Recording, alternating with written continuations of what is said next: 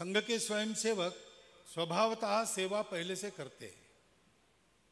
संघ स्थापना के समय से ही, और संघ के मूल में डॉक्टर हेडगेवार स्वयं है, बीज रूप है, तो उनके जीवन में उसके पहले से ही जहाँ जहाँ समाज में कोई आवश्यकता है, अभाव की पूर्ति करने की बात है, वहाँ वहाँ दौड़कर अपनी शक्ति लगाना ये था ही। और इसलिए जगह जगह संघ के स्वयंसेवक अपनी शक्ति बुद्धि अनुसार सेवा कर रहे थे। डॉक्टर हेडगेवार की जन्म शताब्दी के समय ऐसा सोचा गया कि देश भर में इतना सारा काम हो रहा है तो उसको एक व्यवस्था में लाएं और उसके आधार पर उस कार्य का और विस्तार करें। तब से संघ में और सेवा विभाग के कार्य का प्रारंभ हुआ। कुछ वर्ष पश्चात औपचारिक सेवा विभाग भी बन गया। तो उसके द्वारा संघ की शाखाओं में आने वाले स्वयंसेवकों में सेवा की मानसिकता को जागृत करना होती सब में है, सोई रहती है, उसको जगाना पड़ता है। सब लोग उत्साह में काम करने के लिए आते हैं, लेकिन उत्साह के कारण दृष्टि थोड़ी एक लक्ष्य बन जाती है, उनका ध्यान बटोरना। भाई जैसे देश की सुरक्षा एक विषय है, वैसे देशवासियों की सेवा भी दूसरा विषय है, उसकी आवश्यकता है। ये सारे काम वो सेवा विभाग करता है। और फिर संघ के स्वयंसेवक जो सेवा करते हैं उसका कुछ स्वरूप बनता है, तो उसके न्यास संस्था ये सब बन जाता है। एक ऐसी सेवा की एक बड़ी सृष्टि संघ के स्वयंसेवकों की खड़ी हुई है। और ये भी नहीं है कि देश में सेवा करने वाले पहले संघ के स्वयंसेवक है।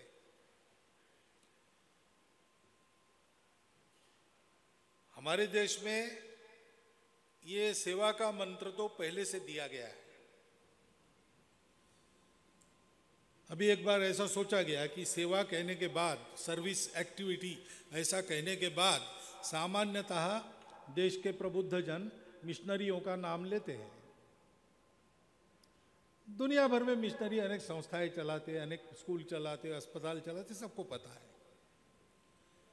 तो भाई हिंदू समाज के संत सन्यासी क्या कर रहे हैं, ऐसा सोच के एक बार चेन्नई में, तमिलनाडु में जितने हिंदू संत है उनका अगर कोई सेवा केंद्र होगा, कोई सेवा करते होंगे, तो उसको आमंत्रित करके एक हिंदू सर्विस सेवा फेयर ऐसा किया गया। तो ध्यान में आया कि दक्षिण के 4 प्रांतों में, यानी राज्य के नाते अलग है, लेकिन कर्नाटक, कन्नड़ भाषी प्रांत, तेलुगु भाषी प्रांत, मलयालम भाषी और तमिल भाषी, केवल आध्यात्मिक क्षेत्र के हमारे आचार्य, मुनि, सन्यासी, भिक्षु सब मिला के जो सेवा करते हैं वो मिशनरियों की सेवा से कई गुना ज्यादा है। अब मैं ये स्पर्धा की बात नहीं कर रहा हूं, उनसे ज्यादा, उनसे कम, ये मेरा पैमाना नहीं है। सेवा का ये पैमाना हो भी नहीं सकता। सेवा सेवा है, सेवा कोई स्पर्धा की बात नहीं है, सेवा से कोई काम निकालना नहीं है। सेवा ये मनुष्य के मनुष्यत्व की स्वाभाविक अभिव्यक्ति है। मनुष्य और पशु में अंतर क्या है? तो पशु को संवेदना होती है, नहीं होती है बिल्कुल ऐसा नहीं। एखादे घर में एखादा व्यक्ति गुजर जाता है तो उस घर की गाय 3 दिन खाती नहीं, उस घर का कुत्ता खाना पीना छोड़ देता, ऐसे कई प्रसंग प्रत्यक्ष लोगों के अनुभव में है। उनको भी समझ में आता, संवेदना सबको होती है, लेकिन संवेदना पर कृति करना ये गुण मनुष्य का है, उसको करुणा कहते हैं। अभी G20 हुआ, G20 में एक C20 भी हुआ, सिविक 20 ऐसा। तो वो नागपुर में कार्यक्रम संपन्न हुआ अभी कुछ दिन पहले। उसमें हमारे देश के नोबेल पुरस्कार विजेता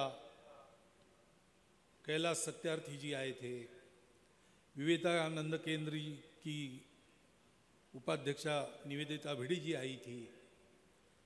तो वहाँ आए थे, तो सत्यार्थी जी हमारे उत्सव में अध्यक्ष के नाते आए थे। निवेदिता जी का घर संघ का है, तो ये लोग मिले वहाँ नागपुर में, मैं भी था उस दिन। क्या हुआ G20 में? अमृतानंद माता जी का कीनोट एड्रेस हुआ, उनकी अध्यक्षता C20 के लिए थी।